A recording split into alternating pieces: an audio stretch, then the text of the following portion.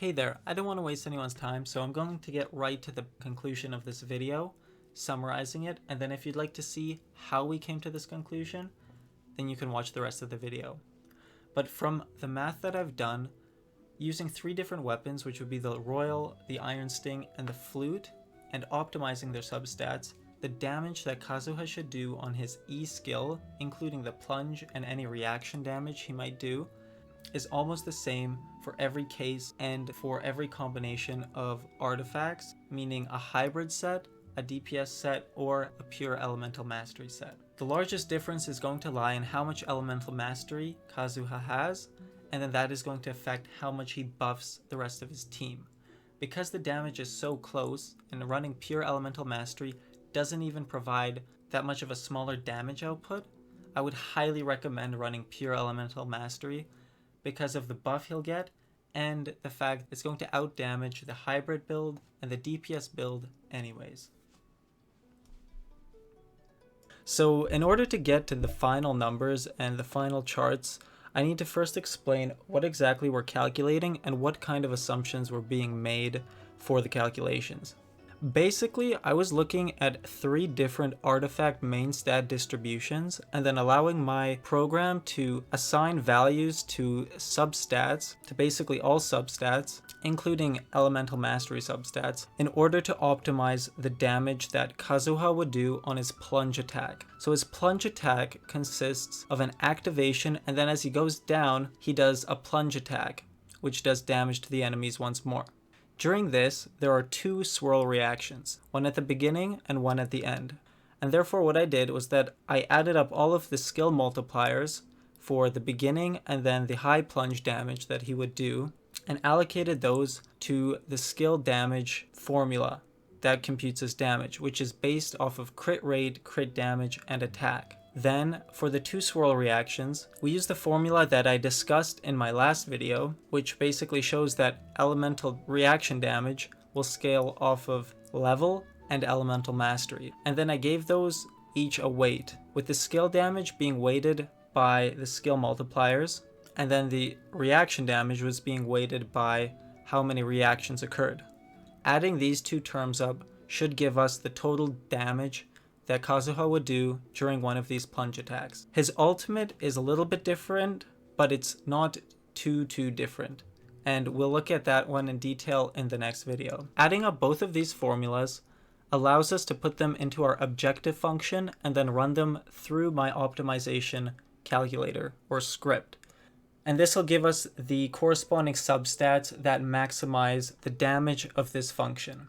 The weapons have been simplified to roughly account for elemental bonuses, crit rate, crit damage, and attack buffs, and also elemental mastery in the case of the Iron Sting or the new Freedom Sword.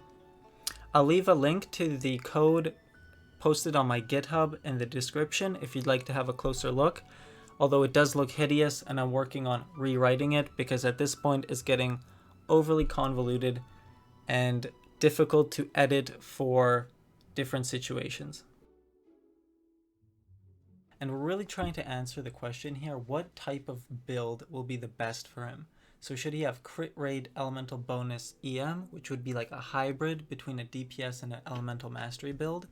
Or would a full DPS build with attack percent for the 3rd slot be better? Or potentially even a pure elemental mastery. So the results actually really surprised me after I ran the numbers through my calculator. So I chose 3 swords. They were the Royal, the Iron Sting, and the Flute. I chose these 3 because the Royal and the Flute are both attack percent weapons, and they give a large attack percentage, which people were saying is going to be the best type of sword that you want to give him.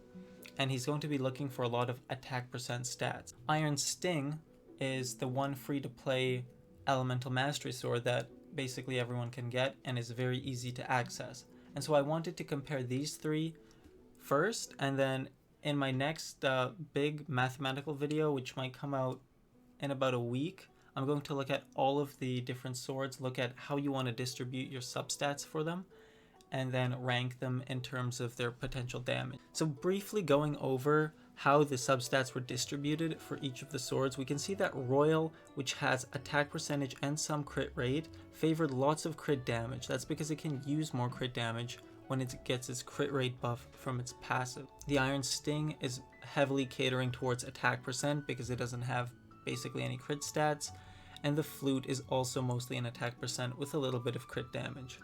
In this build, once again, because we have a crit rate main stat artifact, some of these swords are catering towards some crit damage because they can utilize it.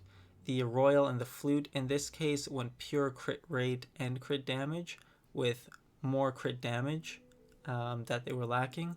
And the Iron Sting goes mostly into attack percent and then a little bit of crit damage to balance out the crit rate main stat. In the pure elemental case, we see everything just rolls purely into attack percentage, and that makes sense because you have 5% crit rate, which you can't capitalize on very well, and attack percentage is what's going to give you the biggest return. Now this is the interesting part. After comparing these, if you look into this box, you can actually see how the stats were distributed. I wouldn't worry too much about the HP one. It should be more or less the same, and I wasn't focusing on it because it doesn't affect. And this damage output covers basically his plunge attack, so when he activates his skill, jumps up, does a plunge, and does 2 swirls. So adding all of that damage up is this number, what we see here.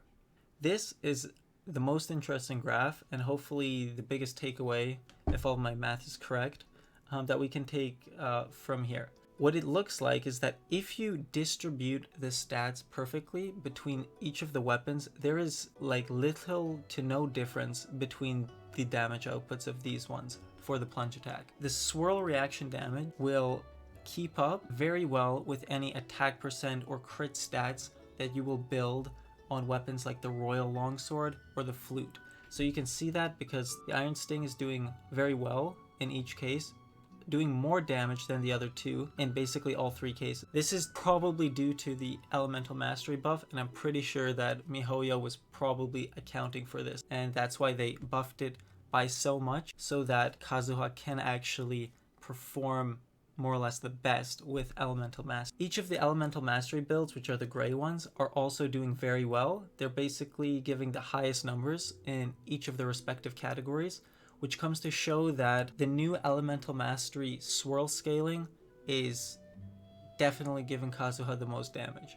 But what is cool to see is that you can run any of these and Kazuha's damage output will more or less be the same. So it'll come down to your substats, and you need to distribute them in these ratios in order to achieve these damages. Now this is the critical part of the video that I want everyone to take away. Because the Elemental Mastery build outputs the same amount of damage as the DPS builds, the difference between them is that the Elemental Mastery build will allow Kazuha to give a massive buff to the rest of his team. So here in this graph we can see how much Elemental Mastery each of these builds is going to have.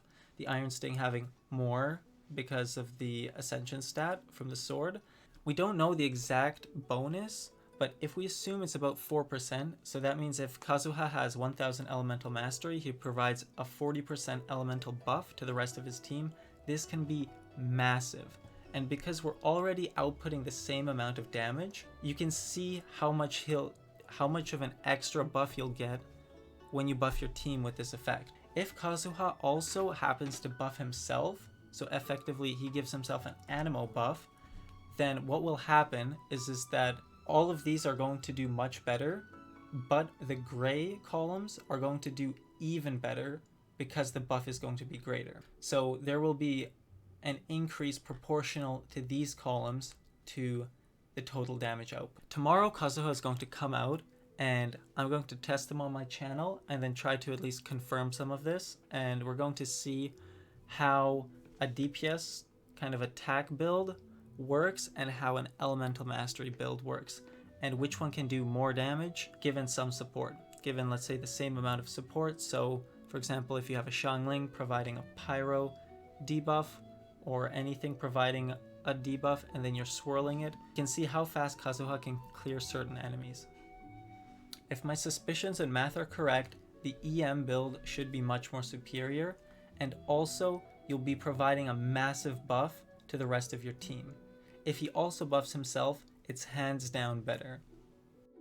As Kazuha is coming out soon, I'm going to investigate this and then redo these calculations in order to find the best combination of artifact stats that we want to run on Kazuha, and then also rank his weapons in order for certain cases, which would be his plunge attack and his ultimate attack.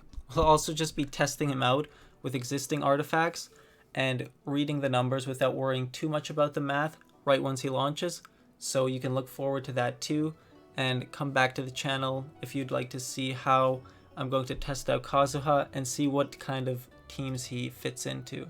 Thanks a lot for watching, and I hope to see you in the next video.